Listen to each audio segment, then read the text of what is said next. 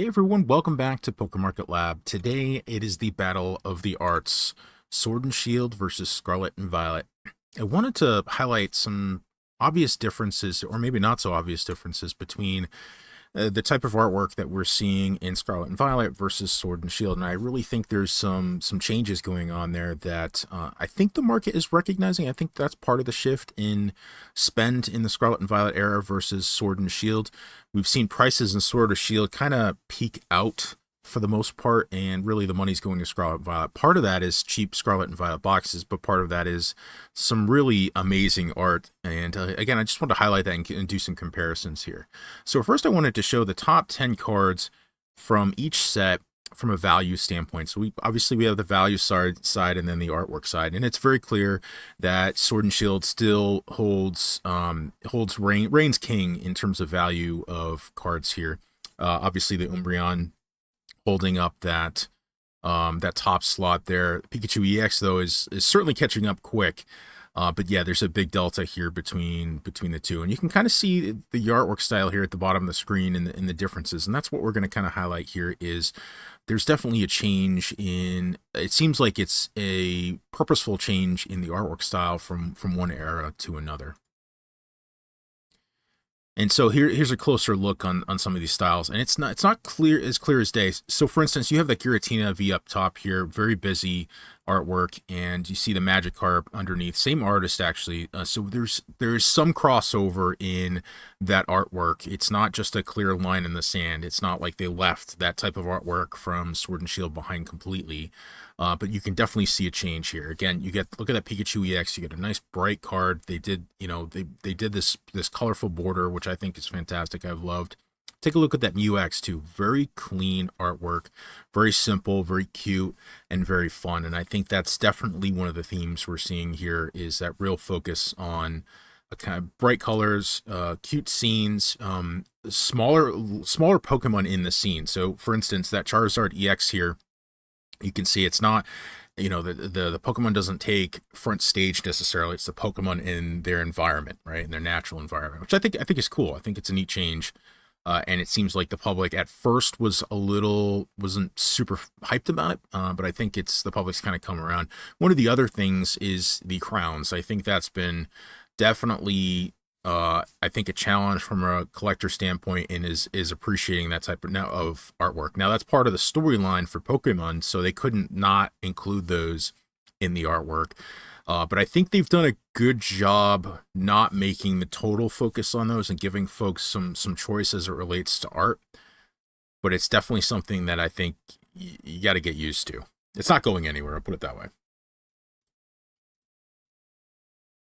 And again, I wanted to highlight some specific cards here. These are in no specific order. I just wanted to highlight some certain cards in the artwork style here. Again, you have almost what I would call scene-like cards, right? So take the Bulbasaur here. Again, the Pokemon itself, is not the specific focus. It's the scene in which they're living in. It's the environment they live in. There's other Pokemon in that card. Same thing with the Eevee here. Eevee's holding up really well from a value standpoint. And again, I think that it's, for collectors, you're really getting these fun, cute artworks. I think that's bringing a lot of folks from different types of collectors in. It's not just these powerful Pokemon in these powerful environments, these big baddies. It's more cute style. They've also gotten a little bit more abstract here. Look at that Tatsugiri. Not something I think you would have ever thought to see in Sword and Shield, but it certainly seems more commonplace in Scarlet and Violet. Again, that modern, clean art. And then the Kessleon here, something completely different, very abstract, and I really do like it. I think there's something for everyone in these types of cards here.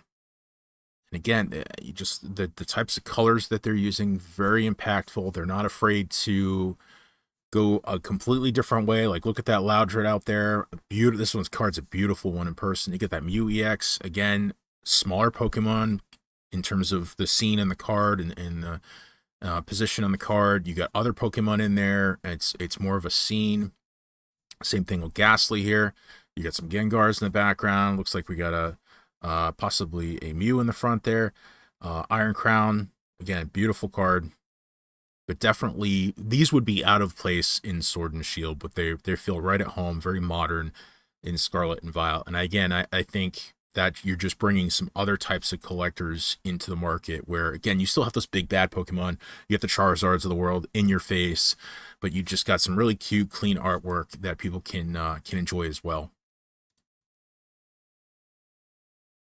I mean, just look at this Charizard EX from 151, right? I mean, that is not a typical Charizard card, right? Charizard is smaller, it's in its environment, it's very clean. That certainly would be out of place in Sword and Shield, but again, it's very common in Scarlet and Violet. And I think it's a great departure from what we've seen before, and the market agrees. I mean, like Charizard EX, I think is pushing $200. And I think that people are finally starting to realize and get accustomed to this art, and that we are in a different era from an artwork standpoint. Pidgeot EX, again, very clean, cartoony in a way, but beautiful in person. Cleffa, look at that, it's tiny Pokemon in their environment, right? That's a very common theme that we see here. And Erica's Invitation, again, cute. Cozy scene, I think we're seeing a lot of that too. We're seeing a lot of coziness, like that Eevee we just saw, kind of cozy in a living room. I think that's common here as well. This Gloom, this is one I just stumbled upon today that I need to pick up. But that's got to be a beautiful card in person. Again, very abstract. Pikachu, gray felt hat. Everyone knew what the craziness that went on there. But again, a beautiful modern card.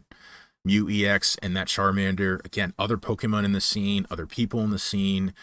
You're just creating that environment. And again, I think there's something here for folks to love. I've seen a lot more. I don't know how this is going to sound, but I've seen a lot more women come in to collect as well. This is anecdotal, but just my experience. And I think these types of cards are, again, they're pulling in a different type of collector.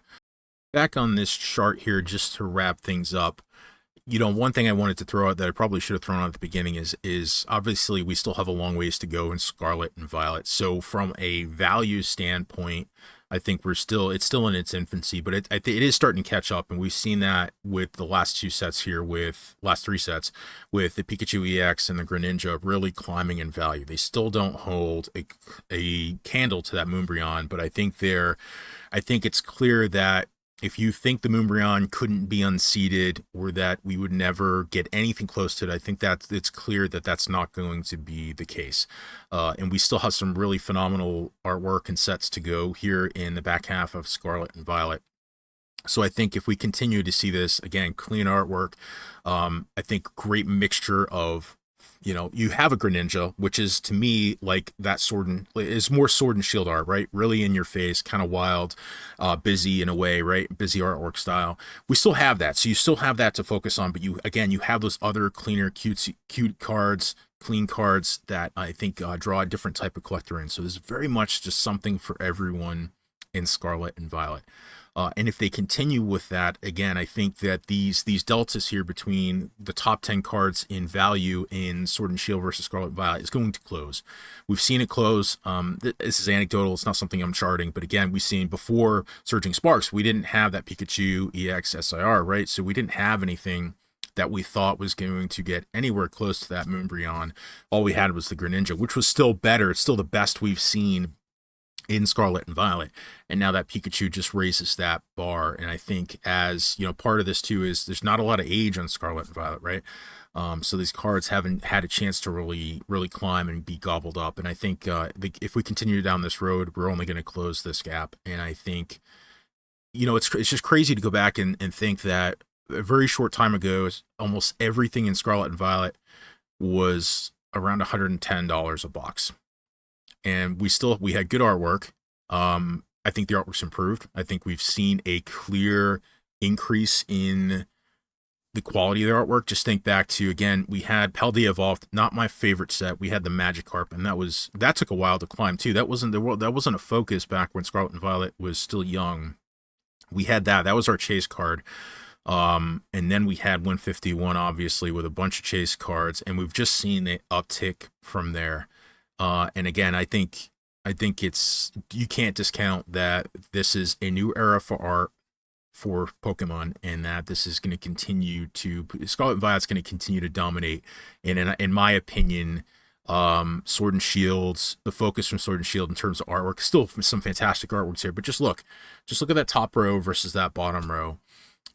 Some cards that I just don't, I don't understand, like the Rayquaza. I just don't understand why that is as expensive as it is. And maybe it's just because I didn't grow in the hobby through, I wasn't super focused on singles through Sword and Shield, so I didn't appreciate it. But to me, again, I'd rather almost have anything in the bottom row except maybe the Magikarp versus that. It's again, we're seeing a lot cleaner art, much more modern. Like that Blaziken, that looks like it's from XY era almost. Again, kind of childish, and the only thing in the top row that's really still stands out in terms of modern feel to it is, again, is the Moonbryon and maybe that Gengar VMAX. Those, I think, are the cleaner, more Scarlet and Violet like art.